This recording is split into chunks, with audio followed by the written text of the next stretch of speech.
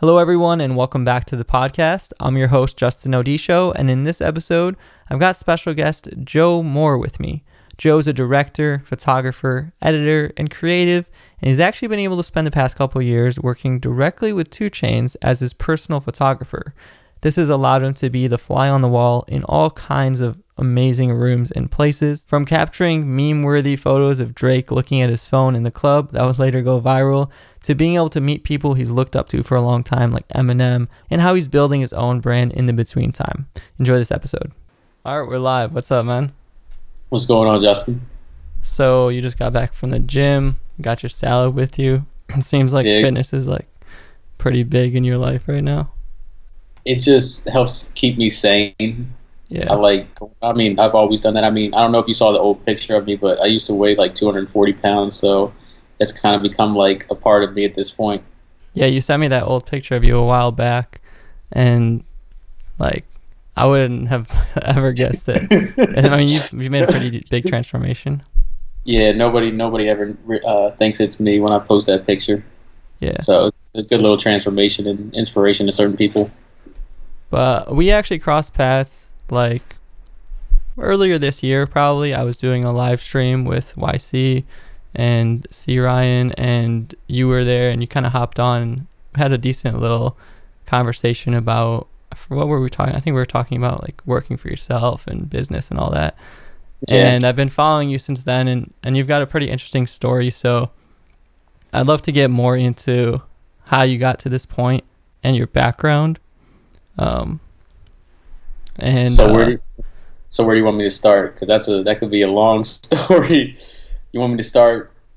Let's take it back to those days, like the pre-fitness days. Like, what were you doing? How you got into cameras? So my whole inspiration for even picking up a camera was my grandfather, and I actually started, toying with cameras in 3rd grade. Like, my grandfather was a big inspiration to me, and he was somebody who would always film everything, like family events. He would just always film something. So he had those big JVC, that big red camera that had the big tapes in it. So I just actually started toying around with him, and he would show me how to use certain things, and basically from there I just learned how to use those cameras. My mom got like one of those Sony JVC cameras, a little smaller, and the little mini tape decks. And basically, just as I started getting older, I would just, become the kid that was kind of filming everything. Like, even in middle school and high school, I was the person who always had the camera on me. I was always filming miscellaneous things. Anything we did as kids, like anything you would do as a child, I was always the person just filming that. It didn't matter if it was entertaining or whatever. It was just me teaching myself how to use that camera and trying to capture memories with my friends, family, and stuff like that. And then when it got to high school, that's really when I started trying to take it seriously and try to make it my career.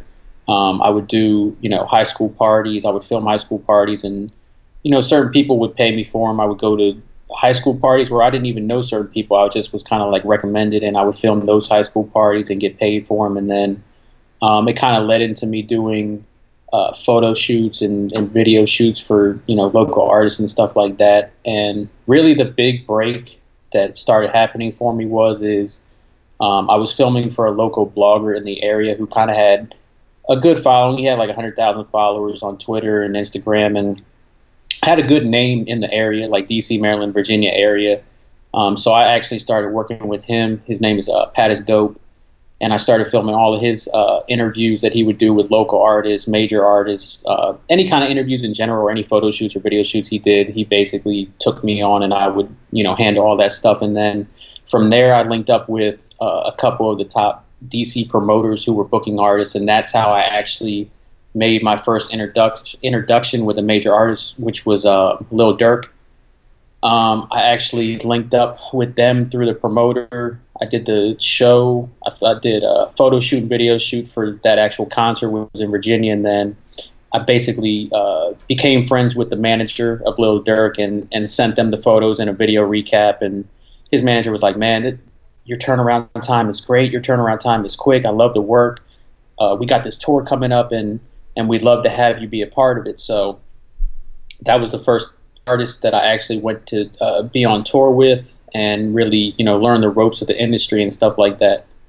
And then from there, working with Dirk, I actually, being around Dirk, he was already like a Chicago artist that was known. So that's how I started meeting other artists around Dirk, like the French Montanas, the Akons, the little higher up artists besides him.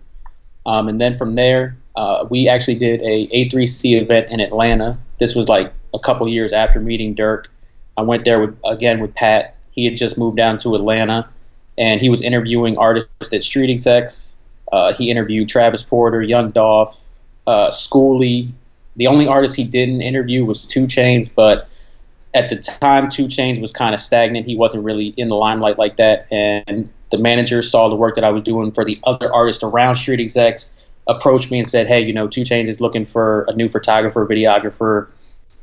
We want to put you on a test trial with him. He had 3 shows that upcoming weekend, and they were like, we're going to put you on the road with him for these 3 dates. If you're able to mesh well with him, if you're able to keep up with the workflow, we'd love to offer you a job. Went through those, 3 dates with him. He loved me. He loved the work. He loved the turnaround time. And, since then, that was about 2 years ago. So for the last 2 years, I've been traveling with 2 Chainz nonstop. And he's blown back up as an artist since then. So it's been nonstop moving around, nonstop traveling. I still obviously work with Dirk, do music videos with Dirk, do music videos for 2 Chainz. And it's just been a real hectic schedule at this point ever since, linking up with 2 Chainz. But that's like a quick summary of how I got to this point and where I started. Yeah, there's a lot to unpack there. Yeah. So you're from Maryland, like is that the DC area? It's 45. So where I'm from, it's Davidsonville, Maryland. Usually I'll just tell people either Annapolis or Baltimore because it's just easier for people to realize where that is. Davidsonville is like a smaller city within Maryland. It's actually 45 minutes from DC and 45 minutes from Baltimore. So those are like the 2 known areas in the DMV. They call it the DMV area. Anybody that's from our area doesn't call it that, but like to the outside world, DC, Maryland, Virginia, they just call it the DMV area. So yeah, because I know like the only artist that I can think of off the top of my head that I know is like reps that area is Wale. I mean, that sticks out in my head, right? Yeah, the two main artists that really like made a name in that area would probably be Wale, and he's from DC, and then Logic, who's from Gaithersburg, Maryland. Oh yeah, so Logic is from there.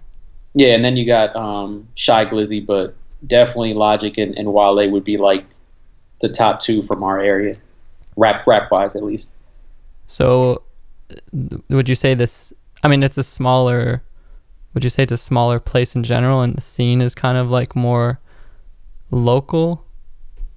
I think our area could have became bigger than what it was, but I think our area is one of those areas where people don't support each other. Like, I've lived in Atlanta for the last 2 years now, and the camaraderie and the togetherness that this area has is much different than any area I've been to, which would make sense, and that probably makes sense on why Atlanta has been, the mecca of hip hop in the last 5 to 6 years. Like, any major artist you turn on has an influence from Atlanta in one way or another. Either they're getting producers from Atlanta, they're getting features from Atlanta, they're the major artists from Atlanta. So yeah, I would say our area is smaller in the term of trying to make it out of there in hip hop. It's not really a good area to stay in. Anybody who's made it from our area has had to leave Maryland or DC or Virginia. Wale had to leave and make a name for himself outside of there. And I know Logic's story briefly, and Maryland was really like the last area to hop onto his wave. So yeah, I definitely would say that our area is not a good area for trying to make it out of music wise. Yeah, and so I want to get into even before, like, you wrapped up your story pretty nicely, but you talk about meeting this guy Pat. Is Pat is Dope was his name? Yeah, his name is Pat is Dope, but his just name in general is Pat. Yeah. That's like his alias. Alias. And was he kind of like a blogger, like writer, media guy in the music space? So his whole thing is most people would associate him with being a blogger, but I don't call him that. He's more like a media influencer. I would put him like as the Yes Jules of the DC, Maryland, Virginia area, because you wouldn't call Yes Jules a blogger. You would call her like I guess the better term is to call him an influencer of our area, especially in the music scene. Like, he had all the relations he has and still carries a relationship with all the artists in our area, whether it be major, indie, whatever. He has he just really has his foot in everything music related wise. So yeah, he's definitely like the connection or the connector in that area. If you want to touch hands with somebody or a company or a client, like, he's that go-to person, especially for the music realm. Yeah. I'm actually reading this book. It's called The Tipping Point, and it talks about there being like 3 different types of people, like a connector, a maven, and a salesperson. And that sounds like what you said, like someone who gets you connected. So, I mean, how did you even get in touch with him? What were you doing in the city before to get your name out there? Were you doing like local, like you said, you were doing high school shoots? Like, were you doing music videos independently, or like, what was your hustle? I was doing music videos independently. One thing I left out is like, this is how I linked up with Pat. Actually, originally when I went to college, my freshman year, I went to North Carolina to a music school for audio engineering, and that's something a lot of people don't know about me. Was my main career originally was going to be an audio engineer. So I went to school in North Carolina at a school. The college was Catawba College. I went there for freshman year, and I came back. And when I came back freshman year, I had linked up with a production company, Soul World Entertainment, and the main person, the CEO of that company, actually founded artists like Tank, Genuine. He'd had and works with Tyrese and a couple other R&B kind of people. So his foot was already in the industry. And he actually had me come to his studio, and I built myself up from that studio, being an intern, going all the way up to being an audio engineer. They found out I did photo and video related work, so they actually threw me in a couple tour dates and a couple shows with Tank and Tyrese, and this was around the time they had that whole TGT R&B group going on. So that was actually like the first artist I worked with, before Lil Durk, before 2 Chainz, before it was Tank, Tyrese, and Genuine. So doing that, basically, it kind of pushed me outside of the audio engineering realm and pushed me into the photo and video. From doing the photo and video work with Tank and Tyrese is how Pat saw my work in the DC area. And then that's how we linked up. He was like, okay, you're from this area, you know, I got a whole bunch of work for you. You know, I'm always working. I'm always doing this. I'm always doing that. I need a, reliable cameraman. I want to build with you. And that's how we built our relationship, was us meeting through a concert that way, because he actually is a influencer, obviously, that'll always be at those concerts and stuff like that. So that's how we originally linked up, was Howard Homecoming, Tyrese was performing, and we kind of met each other that way. Yeah. So yeah, it's nice. It's like interesting that there's a little bit more that goes into that. And Tank and Genuine, they're pretty major artists in their own right. So what did you learn from that first interaction with working with bigger artists, and how the whole scenario works with managers and this and like all the people you got to go through? Well, luckily it was a situation, obviously, where, Cliff Jones is the CEO of Soul World Entertainment. He's the one who made the introduction with Tank and Tyrese. So they already had a relationship. So it was kind of like they all were cool with each other, and they just kind of brought me into the situation that way. So it wasn't like a situation where nobody knew each other and they just threw some guy in there. So it was very fast paced. I got thrown in, and it was like a sink or swim situation. It wasn't like a baby situation, because you're dealing with, Tyrese. He's an international movie star at this point. He's been in, Fast and the Furious movies. He's been in, the Transformers movies. So he's a very high caliber artist, and Tank is a very well-known R&B star at that point, and Genuine in that sense. So I think it was a very good experience. I actually would recommend people to just jump into a sink or swim situation, because it's like, I worked with 3 major artists for my first real gig. So it was like, at that point, anybody else I worked with, all the intimidation, all the scaring, like all the goosebumps, all the stuff in your stomach, it was gone, because I got it out of my system working with them. I did mess up a couple times working with them, but they were very nice, and they understood I was, getting up on my feet and, building up my situation. So they just taught me from there. Yeah. And so you're doing photography for them. At this point, you'd already, all the times you'd practiced, you know, shooting at school or shooting for so-and-so person, were you pretty comfortable with your gear? Do you feel like that helped you, at least having some sort of base, so that when you were thrown in that sink or swim situation, like you at least had a little bit of instinct? Oh, absolutely. It wasn't a problem or a situation of me not knowing the camera gear or how to do it. It was my first time being on, you know, a major tour. It was the first time being in front of a crowd of 3,000-4,000 people in a fast environment of, you know, we're getting off stage and they're expecting the photos to be to them, or they're expecting a video recap. They're expecting the photos like instantly. They're expecting videos, you know, within like an hour or two of the whole show that just happened. And we're on the road to, you know, the next show. So it's like doing that. I obviously knew how to use the camera and whatever equipment I had, but it was just learning the real business of the industry and learning how to deal with a fast-paced tour environment and being on the road and the road life in general. Yeah, I think that makes a good point, that you can know the camera and be a great photographer, but there's this whole other side of skills and business and like social interaction that you have to figure out as well. That's just as important. Yeah, and that's what I try to explain to a lot of people, and even, you know, artists or people that have dealt with the tour life, explain to a lot of, you know, camera people coming up is, you know, we're not saying that you're not talented, but to deal with the tour life, especially if you're dealing with a high client artist or a high client person in general, it takes a strong person, and it takes a different type of person to deal with that lifestyle. Or even if you're dealing with a come up tour where the artist may not be big, and that's actually an even harder tour to deal with, because when you're dealing with a major artist, you know, you'll probably be in the 5-star hotels, you'll be in the sprinters traveling from place to place, you'll be on a tour bus. If you're dealing with an artist that's coming up who just signed to a label or a situation, there's not a lot of money there. There's not a lot of, you know, you're not living that lavish lifestyle. You're dealing with a come up tour. So you really got to be built for that kind of stuff in general. But tour life in general, you have to have it in you. It takes a different type of person. It's very little sleep. It's a lot of work involved. So yeah, you can be talented as a photographer, you can be talented as a director or videographer, but to step into that world, you got to have a whole type of different mentality, I would say. Yeah. So to be able to live that life. So I want to get into that a little bit more, but so you've met Pat, you started doing work for him, and he was really connected in that area, like you said, and you guys went to this music festival. And how did it go? You said 2 Chainz manager reached out to you somehow because they were following Pat? So basically what happened was the festival is called A3C, and it happens every year in Atlanta.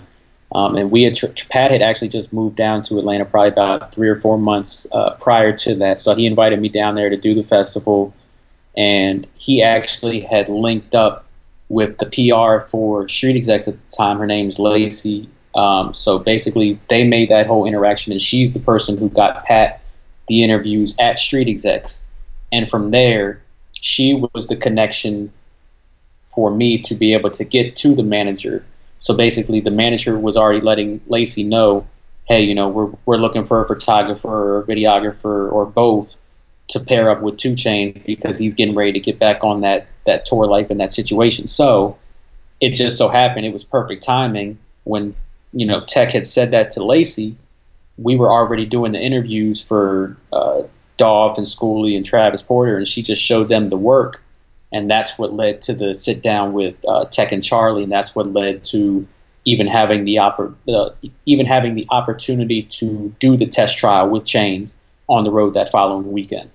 So what was that sit down like? What did they run through? Did they look at your Instagram? Did they look at your website? Like, what were they scouting? So with Street Execs and Tech Charlie, so there's 3 people with Street Execs. There's Tech, Charlie now. I only sat down with Tech and Charlie, and they're very business savvy. So they had already did their research. They already knew I had been on the road at this point with Dirk and had did tours with him before. So they knew I could deal with a tour life situation. So they already knew everything about me. They had already seen the work. They were already sold on all of that. But obviously they needed to see if I would mesh well with 2 Chainz. It's a whole different artist. It's a whole different level up in lifestyle. So really the conversation was real simple. It was, you know, we want to have you work with him, but we need to do this test trial with you. And if all goes well and goes smooth and he reports back to us and lets us know that he likes he likes you, you know, the job is yours. And at this time, I wasn't living in Atlanta. I was still living in Maryland. So, you know, I got back on. Once we got back from those 3 days on the road, they were like, hey, you know, he wants you. He wants you to be his personal photographer, videographer.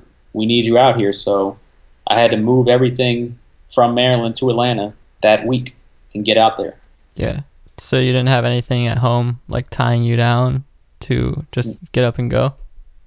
No, luckily I had just graduated college, and I was actually doing a lot of freelance work, making money that way. So I didn't have a 9-to-5 job that was tying me down at that point. Yeah, I was gonna say, because you'd already been doing all this stuff with Dirk, and I don't want to gloss over that. I mean, Dirk was probably was already a really big artist in his own right, and when was the time that what was that song he had? That's one I remember hearing. This Ain't What You Want. When was that? Like, was that before you met him, or was he on tour in that stage? That was a little bit after he had just came out with that single. He was on the Sign to the Streets 2 mixtape when I linked up with him, preparing for his debut album, which was Remember My Name. So I kind of linked up with him when he was bubbling, but not to that level. He was already a known artist, but he wasn't like what happened after the album came out and everything like that. Yeah. So another good timing situation with him. And so it seems like you haven't been working a 9-to-5 job for a good bit then before that. Can you talk about, was there ever a transition that you quit something and went full-time freelance to even have the opportunity to be in these positions?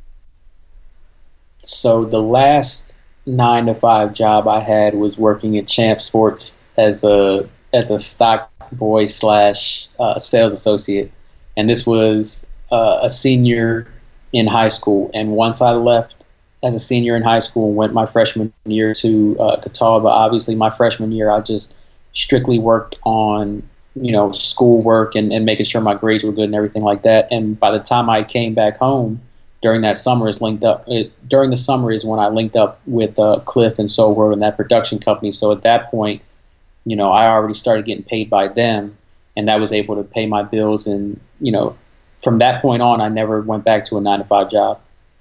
Yeah. So my last 9-to-5 job was really being a senior in high school. And freshman year when I came back home for like Christmas and those holidays and stuff like that, like the Champ Sports would let me work there a couple times. But so I guess really after freshman year is like my last like 9-to-5 job. Yeah. I mean, I remember I had a similar stint in retail too. I remember the last time I worked was just like a quick like 2-week Christmas thing like a few years ago. And I tell people all the time too, I think if you work retail and go become an entrepreneur and make money on your own, you can't go back to working a 9-to-5, because it's like retail is probably the worst job that you can have, like, not saying like as a person, but just like what you have to deal with and the amount of money you'll probably make, and it's just terrible. Like I think back on it now, like, man, I wish I would have started doing this when I was 16 or 17 or whatever. But yeah, I think, you know, I could never go back to working a 9-to-5, especially retail. Yeah. Like there's just too much money to be made out here, and there's too many opportunities and jobs out here on your own, especially with this type of field that we're in. Yeah, it's like nobody ever tells you. You just kind of have to figure it out. Because, you know, I think there's a lot of people now realizing that traditional American dream 9-to-5 is slowly starting to like deteriorate. It's not the American dream anymore. Most people don't want to have to go to college to put yourself into student debt to get out of college, having a debt of $20,000 to $100,000 to have to go get a 9-to-5 job that you hate to pay off your debt. It's like, I don't know if it was Kanye that said it or who said it, but the quote stuck in my head. Whoever said it was like, college sets you up to fail before you even begin. Because it's like that is the gateway to living that so-called quote unquote American dream. And I think a lot of people are realizing that they don't want to pursue that route. So there's a lot more entrepreneurs and there's a lot more people taking that route and that road compared to, oh, I want to go work a corporate job, or I want to go work a 9 to 5 and more or less just make money to pay bills and die. Unfortunately, like, I don't mean it to sound bleak about it, but that's how I look at like that situation. Yeah. But nothing bad towards people who pursue that route. I mean, some people enjoy that. If you enjoy it, then don't listen to what I say. As long as you're happy doing what you're doing, everybody else's opinion doesn't matter. But that's just not my thing I would do or choose to do or advise to do. Yeah, I'm in the same way. It's like, as long as you're happy. I mean, we both graduated and went through it, and so we can, like, who are we to say? But I'm the same way. Do what you're happy with, but if you know what you want to do, or there's nothing stopping you from starting now, unless you know you need the degree to like be a doctor or some legal, like pass some certain exam, don't wait to start because you think you need to finish. Oh yeah, I have people daily in my DMs or whatever social media platform contacting me saying, hey, I'm an up and coming photographer, videographer, I'm getting ready to go to college for media and stuff like that. And I'll tell them, like, don't do it. Take that money that you'll have to spend in college for that career that you're trying to get into and put that into your craft.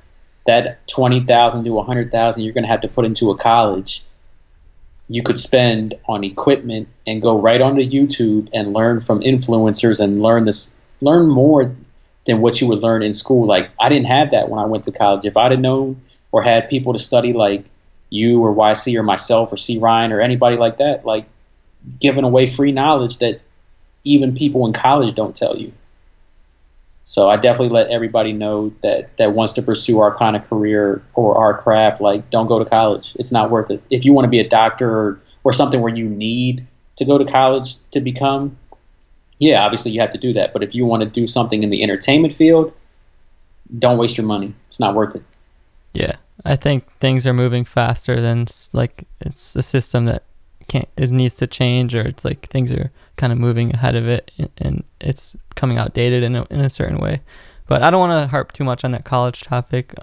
Right. I know it can get polarizing, but I mean, so do you ended up graduating with that audio engineering degree or no? So my degree was the proper degree title is electronic media and film degree with a minor in audio engineering and videography.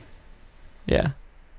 Okay, so at that point, like you said, you were already freelancing. You weren't working the regular job, so you kind of had an open schedule, and you graduated, and now you're ready to pick your stuff up and go to Atlanta to do the test period with 2 Chainz. Was there? No, when I moved to Atlanta, it was already done.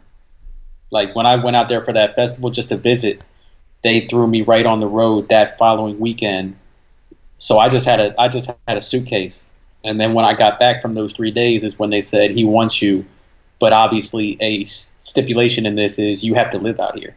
Okay, I see. So you went back home, picked up whatever stuff you had. And drove down. Moved. Yep. So was there any hesitation in that? Or was it like, this is what I've been waiting for? I mean, you had to leave all your hometown friends, There was no hesitation. It was a no-brainer. I mean, yeah.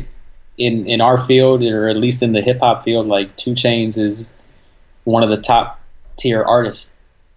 Like, I looked at it like I'd be stupid or crazy to not take this shot. If it doesn't work out or something happens, it is what it is. I actually moved in with Pat for the first year of me living in Atlanta. We had a 1-bedroom apartment, and I slept on the futon for a whole year until I was able to build my money up and to build my situation up and go get my own apartment. So I just took the opportunity. I took the chance because I looked at it like, if I turn this down, somebody else is going to take it. And who knows how long or if I even will get another opportunity like that.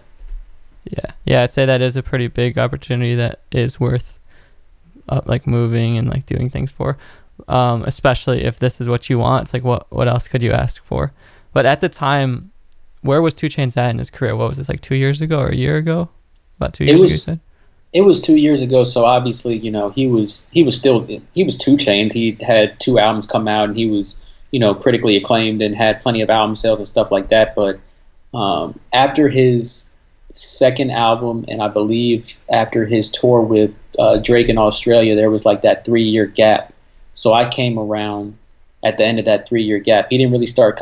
Basically, his break was from 2013 till about 2016. Now, when I say break, I mean he's still getting booked, one or two times, a weekend to go out and do shows based off of who he already was, but he wasn't back in the limelight like what he is now, or back when he first dropped his first album or second album. So it was just like he was building back up situation, but he was obviously still a major known artist. He just wasn't what he is now or what he was back in when he first came out. Yeah, I'd say he has like stuck around and had like steadily increased year over year over year, and always like doing features. And so I want to, like you said, you're living with Pat and building yourself up. When you first got this opportunity, was it just like you're working for the opportunity, or was there a salary, or was it like, we'll take care of this and this, but you got to deal with this? Because I know a lot of people are looking for that same opportunity that follow us, like to be able to shoot at a concert or shoot with a major artist. What's the situation? So luckily, it wasn't a situation where it was like work for promo or no money involved type situation. There was pay talked about, and there was pay obviously involved. They established all of that even before I went on the trial run with him. They said, if it all works out, this is what you'll be paid. This is, what you'll make for this. This is what you'll make for this. This is what you'll, do. This is what your benefits would include. When you go on the road, your flights are paid for, your hotel, you have your own room. Back to, again, this was already a major artist, so his rider already has, you have to fly out, my whole crew. And so let me say this, 2 Chainz doesn't fly or doesn't have anybody around him when it comes to the job. He doesn't have anybody around him that isn't working. When you go to a show and you see 2 Chainz and his crew, everybody there has a job. Everybody's there getting paid to do a job. So he already had a situation where everybody gets their own hotel room in a 4 or 5 star hotel. Everybody gets their own plane ticket. And there was per diem involved each show, obviously for food. And on top of that, you get paid per show or per club date or per appearance, whatever it may be. So it was never a situation working with street execs and 2 Chainz of, we can't pay you, but this will be great promo for you situation. Yeah, so I'm sure you've kind of seen some, or been in some really cool rooms then, basically always being right behind 2 Chainz or like next to him in the past couple years. Can you talk like through what are some cool moments and things you've learned being so close to him? So 2 Chainz is definitely a well-respected artist and is a very known artist in the not just hip-hop field, but in the music industry in general. So I just tell people within the last 2 years, I've met and either photoed or worked with or videoed every major artist that you would want to work with. I've worked or taken a photo of the Jay-Z's, the Drakes, the Nicki Minaj's, the Wayne's, the Kanye West, Justin Bieber, Demi Lovato. Like almost if you can name an artist that is in the spotlight or is doing something, I've probably been around or taken a photo of or done some type of work with. But probably the most major like moment for me being around Chainz would probably be going to Rick Rubin's house in LA, or not LA. I think it's Santa. I don't know where it is in California, but it was a great environment. We went to his house and linking up with Eminem. Like that was my bucket list situation. That's always been my favorite artist. And when I really got into this industry, that was like one of the top checklists of I need to get a photo of Eminem or be in a photo with him. Like once I do that, like everything else is cool, but that's like the top pinnacle for me in my field. Because you obviously Eminem is like a hermit crab. Like you can't get that man out, or you can't really see that man unless you're lucky enough to be in a situation around him. So that was like one of my top moments. And obviously, being around the Kanye Wests and the Waynes and the Jay-Z's and all that is amazing as well. But that was like my top moment, being with Chainz in that situation. So are you kind of like a fly on the wall in these situations, just kind of in the background while they're, I'm sure you've heard some like, or you've been in some very awesome rooms and like soaked up a lot of like really epic conversations between, because if anyone's who's listening doesn't listen too much to hip hop, or I mean 2 Chainz has probably had a feature or collaboration with every single artist in the past couple of years. Like you said, he's very prolific. Like any mixtape, even if there's not much features, it'll probably have a feature by him. So are you in a lot of these studio sessions and talks and rooms? So usually when it's in the last 2 years, when there's been a major feature, or there's been like a session where he's working with a major artist, I'll be involved with, obviously, because he wants the photos and the video recaps from those situations. So yeah, usually I'll be in those situations. Now on a regular recording basis, most of the time not, because I let people know that man records every day. And when I say every day, I literally mean he records every day. He has a clockwork system where him and his engineer Nolan will record every night from around 11 or 12 at night until 6 or 7 in the morning. And the only reason why he won't record is if it's out of his hands. Like when we travel now, if we go to LA or we go anywhere out of town outside of Atlanta for a long period of time, where it's obviously not like a show in, show out situation, fly back situation, he will fly his engineer Nolan out with him, and Nolan will be wherever we are. So most of the time I've been around. In the last 2 years, if he's had a situation with a major artist or just a major situation in general, I've been there. And my style has always been a fly on the wall, candid moments. Like I'll take the, obviously, hey, everybody get together and take this photo, but that's not when you capture the best moments, the best photos, the best videos. The best moments in videos or photos or whatever is candid moments. So yeah. I try to stay out of the situation, but close enough to where I can get the shot.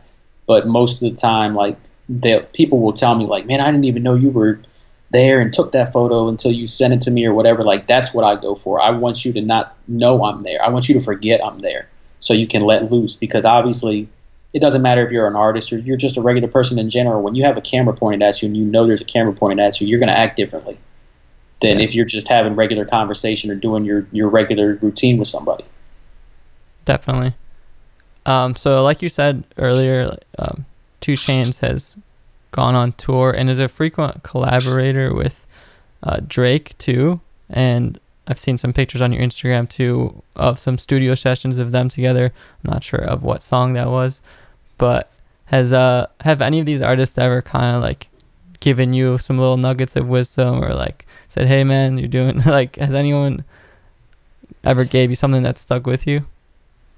I mean, the obviously being with him for 2 years, my name and my face in general has become known with all these artists now. So not even wisdom or situations like that, but just the what is the word I'm looking for? The recognition is what I've gotten. Obviously, from major artists oh man, I love that photo you took of us, or I love that photo you took of me, or whatever. That's most of the things that I've gotten. I can't really think off of my head if I've gotten any real words of wisdom from people. It's been more me being in the room situations, soaking in the wisdom or the conversations that this major artist may be having with Chainz, or vice versa. That's really when I've gotten the wisdom of the game, or situations like that, watching Drake and Chainz have conversations about the industry, or just watching them have conversations about the music in general. That's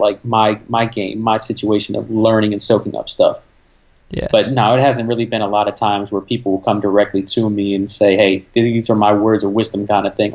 Yeah. Being the fly on the wall has been my soaking up game. Yeah, I'm sure you've gotten invaluable stuff. But specifically on Drake, there's actually a photo that you took of him that has turned into a pretty viral meme that I only realized when I was doing the research about this. It's the one of him in the club looking at the phone. Oh And it's like man. when they text you, or like people put all type of stupid captions. Oh man, I've seen so many memes to that photo. And the funny thing is when I took that photo and looked at it in the club, I knew automatically that this was gonna become a meme. And I didn't. At first, I was like, "Oh, I got to put my tag on it and all this and that." And I'm just like, "No, I'm gonna leave it off. I know this is gonna go viral. If people know it's me, cool. If not, cool." But I didn't know it was gonna become that big of a situation. Like, I still have people to this day, where they might show me that photo. They're like, "Oh, I've seen you take photos of Drake, but man, this meme is funny as hell." And I'll be like, "I took that photo." They're like, "What? You took that?" I'm like, "Yeah, I took that photo." They're like, "No, you didn't." I'm like, "Yeah, I definitely did." Like, it's just a whole funny situation. I mean, obviously, I knew it was going to become a big situation, but not like that big. Like, that photo really was getting memed crazy. Yeah. Like, What was actually happening? Where was that? What was Drake actually doing? we were in the club in Atlanta, and Chainz had his own section, and Drake had his own section, and that was actually after one of his concert dates. And he just was looking at his phone. It just so happened at that moment of me snapping that photo, his facial reaction was like that. And Chainz and other people around me will laugh sometimes because I have like, it's almost like become I don't know if it's a gift or a curse with me, but it's like I'll catch a lot of photos sometimes of people with like the funniest reactions on their face or in like the funniest moments. And it's only in that 1 second or that 2 second situation where it just happened there. But if you'd have caught it 1 or 2 seconds later or before, it'd just been a regular photo.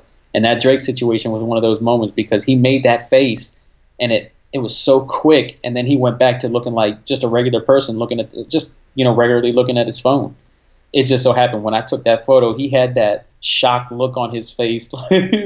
Like it just worked out that way. It was good timing again. Did you ever run back into him after that? And he's like, "What did you do, man?"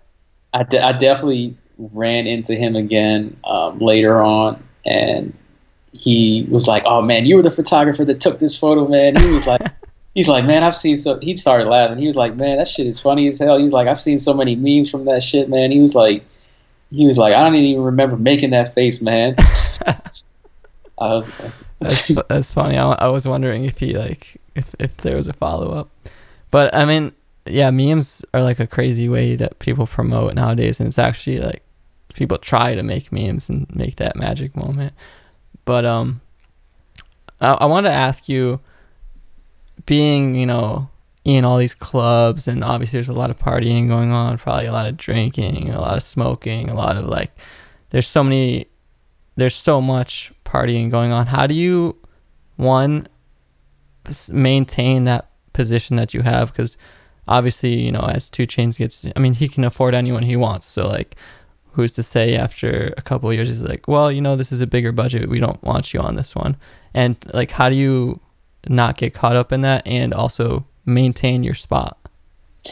So when you're somebody's personal photographer or videographer, director, editor, whatever it may be, when you're that personal with somebody, they have to have a sense of trust in you. It's not, I mean, back to the situation of how we talked about, to go on tour, you could be talented, but you have to be able to live that life. You could be the most talented photographer, but if an artist can't trust you, it'll never work. You'll never be around them long enough. So my situations have always been, I'm a very trustworthy person. I don't, I know when to speak. I know when to, do what I need to do. I know how to play my role.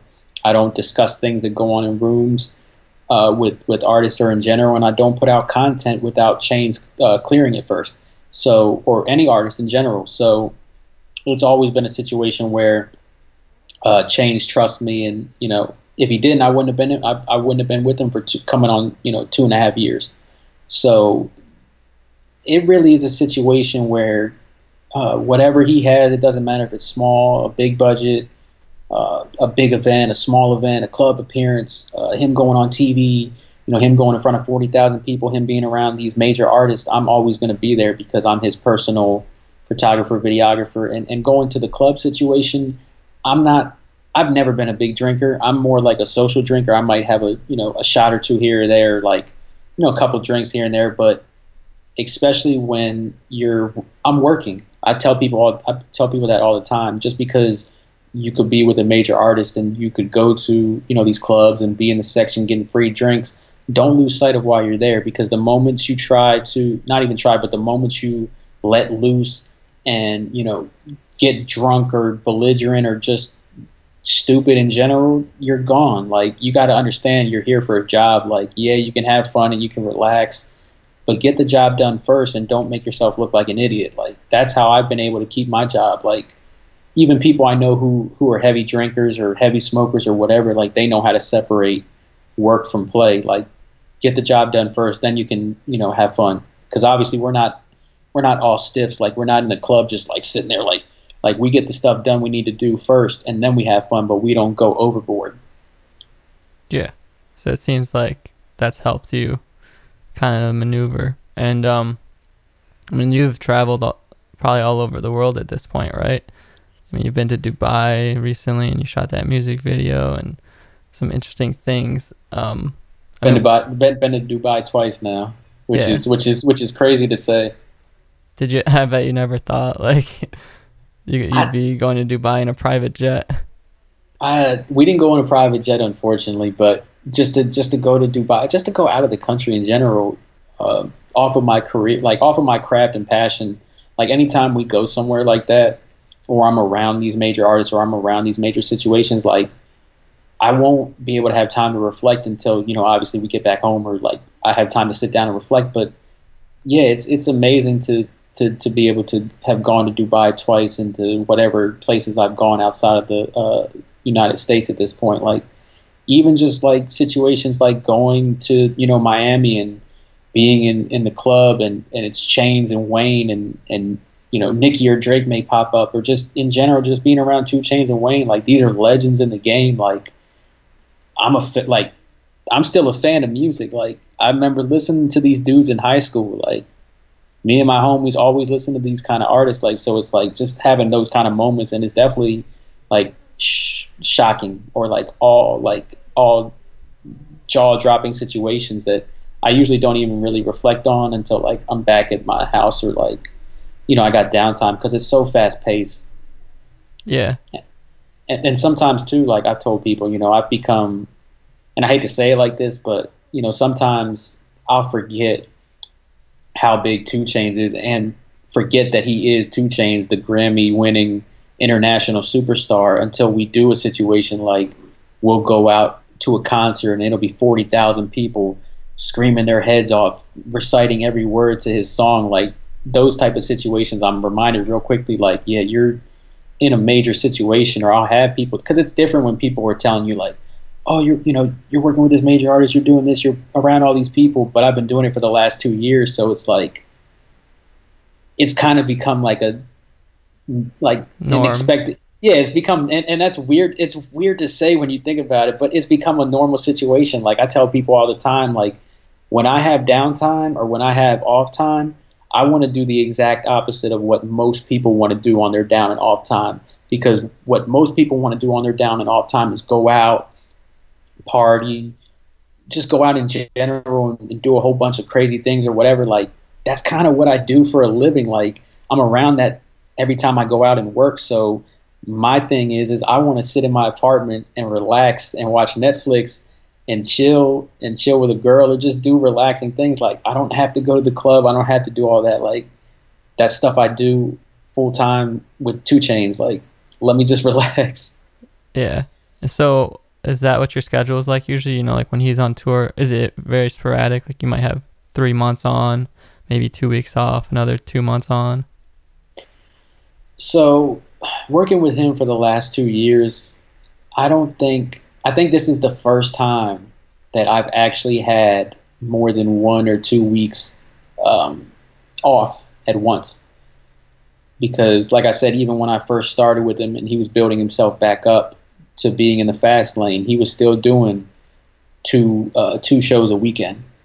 Like, that first year I was with him, we did at least 1 or 2 shows every weekend for that whole year. And then when he really got back into the situation of being, you know, 2 Chainz, then he started picking up, you know, other stuff outside of concerts, you know, music appearances, TV appearances, talk shows, stuff in general. So, I mean, he films the show Most Expensivest.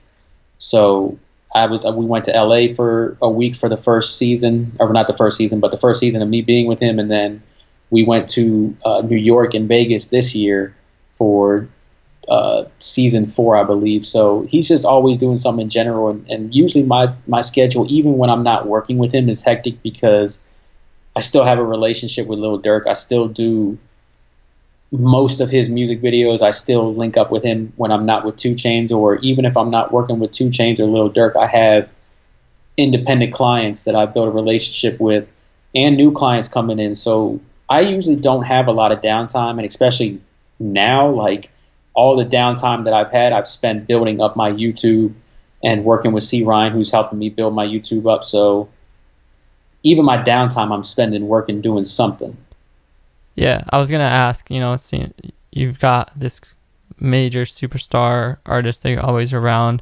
How do you make sure to not get caught up and complacent in that, and still, you know, focus on your brand and building your stuff up? Like you're saying, you're working on the YouTube, you're working on your own hustle, and what are the things you're doing to try to?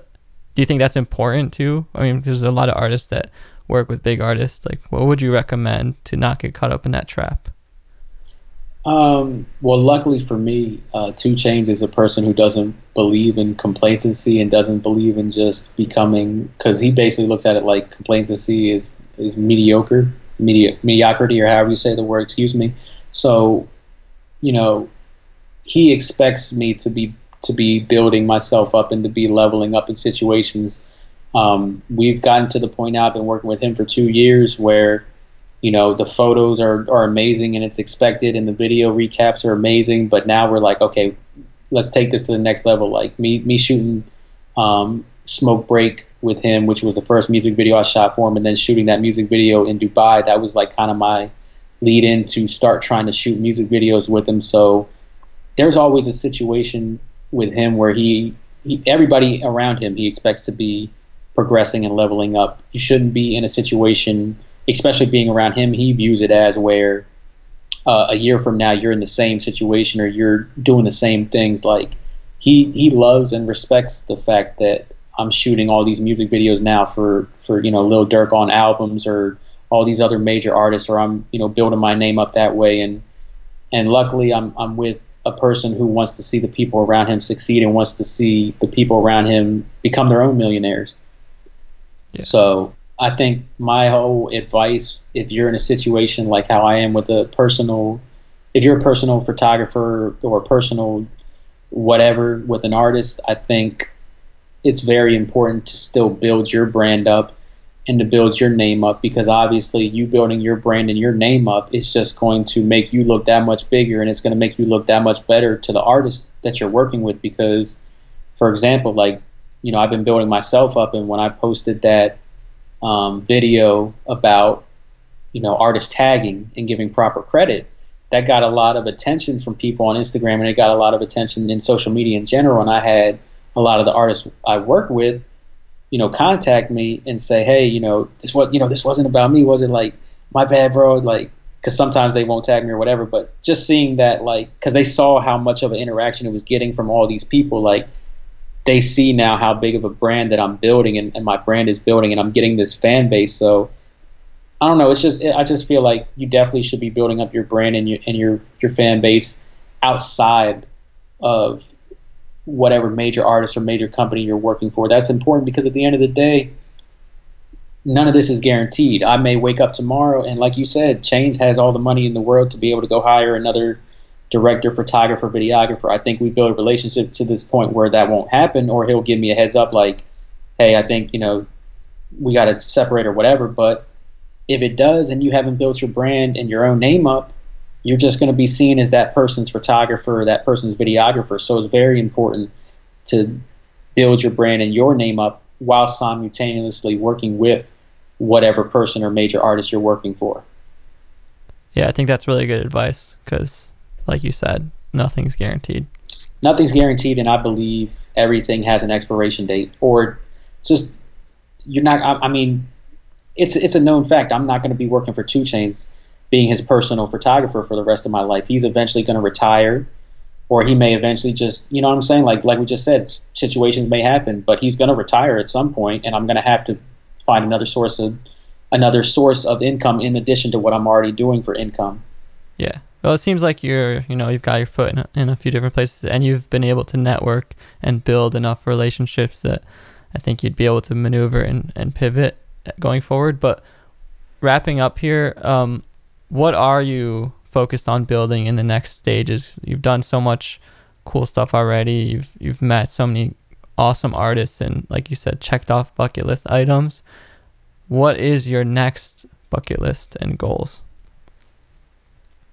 Oh man, so definitely building up my YouTube presence. I want that 100K plaque. I want that 1,000,000 subscriber plaque. I want to be able to build up my fan base to where there may be a situation where I don't ever have to worry about traveling with people, or I mean, I don't now, but I'm saying like that could become my full-time situation. I also want to kind of wean out of being seen as I'm kind of doing that now, but I want to really fully become known as a director rather than the behind-the-scenes person, because obviously being with 2 Chainz or being with Lil Durk or being with these people on the road life, that's just what you fall into. It is what it is. When you're traveling with an artist, you're seen as the behind-the-scenes person unless you're directing all their music videos.